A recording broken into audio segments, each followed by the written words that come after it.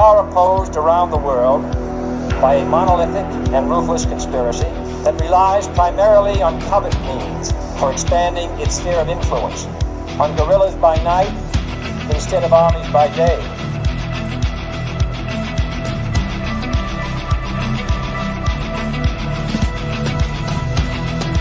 On infiltration instead of invasion, on subversion instead of elections.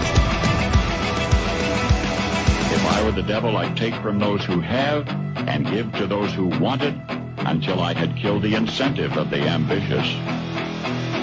Violence and vandalism is being led by Antifa and other radical left-wing groups who are terrorizing the innocent, destroying jobs, hurting businesses, and burning down buildings.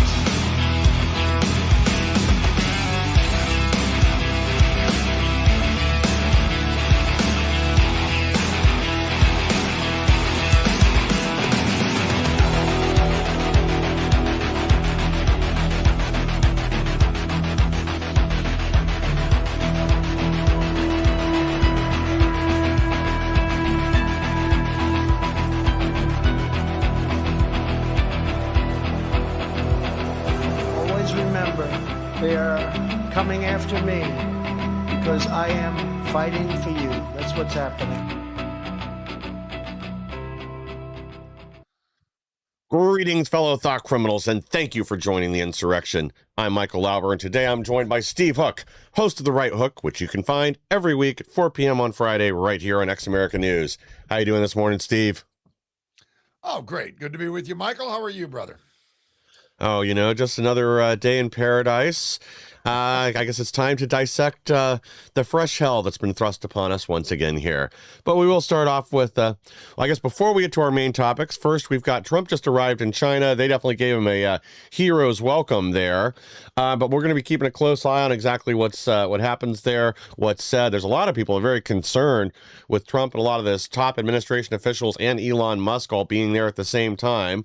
And there is some concern, too, that Trump may use this meeting as a way to sort of relieve some of the pressure that we've been building up against China. And I mean, I don't think that's a very good move, especially, you know, part of what's being floated is discussions to maybe bring U.S. manufacturing back to China, which seems exactly the opposite of what we were trying to do with restoring manufacturing here.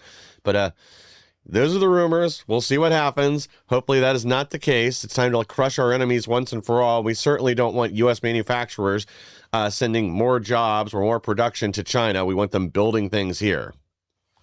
Well, yeah, of course. And I would say that rumors are just that. They're rumors. Let's see what happens. I wouldn't be at all surprised if Trump's plan here is basically to show all these industry leaders and say, look, this is what you could have in China if you just stop being dicks. And I think that China has, in large part, you know, I heard Trump today talking about what's going on in Iran, and he was asked point blank, what are you going to say to China? And he goes, well, to be honest with you, China's actually been fairly good with Iran, and they have been, whether we want to admit it or not. They have not been. If it were Biden in office, they would be running circles around Biden. Of course. Yet the blockade stands. It's choking off Iran, and we'll see. I'm curious about it. I was happy to see the welcome that they gave Trump, because I don't think you would have gotten that with a lesser man. And Biden being, of course, the most recent example of a lesser man. So I do think that that's a good sign. But I'm very interested, just like you are, Michael, to see what comes out of it. I hope we don't move a whole bunch of manufacturing back over there. Little drips and drabs. Okay, I get it, but we got to get our microchip industry in line here. We've got to start getting that precious metals and stuff that we need to make them here. So we'll see. I suspect it'll be kind of a, this is good, this sucks kind of scenario, but we'll see. Yeah, and of course, there's always going to be some manufacturing coming out of China, especially with international brands that we buy.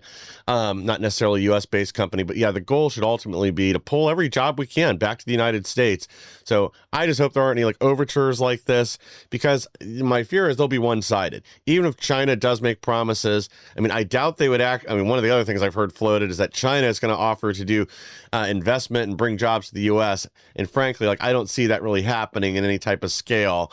Maybe again, maybe symbolically, maybe I don't know, Huawei or some other Chinese company, probably not them, but will offer to open a factory here, but it isn't going to be one, to scale. It's not going to be anything to speak of, but we'll see what happens. Hopefully it's good news. Hopefully he's able to put some pressure on them, get some more things pulled in our favor, get the trade equalized, keep them out of the Iran conflict and anywhere else where we're bumping heads with them. Because ultimately we do want to be at peace with even adversarial nations around the world. It's okay to have some competition and move things back and forth. But we really have to take care of the situation where the U.S. has been taken advantage of for so long. And that's largely what he's been doing. But let's jump to our main topics here. I would just say this real quick about that before we move on. Elon Musk is basically single-handedly about to put Waymo out of business in North America. Yes. And that is happening. So I don't think Elon Musk is going to say, you know what, we're going to stop with the Tesla self-driving taxis. That's coming. And like it or not, China's going to have to deal with it. And Waymo's, I read an article yesterday that was saying it's basically portable spies.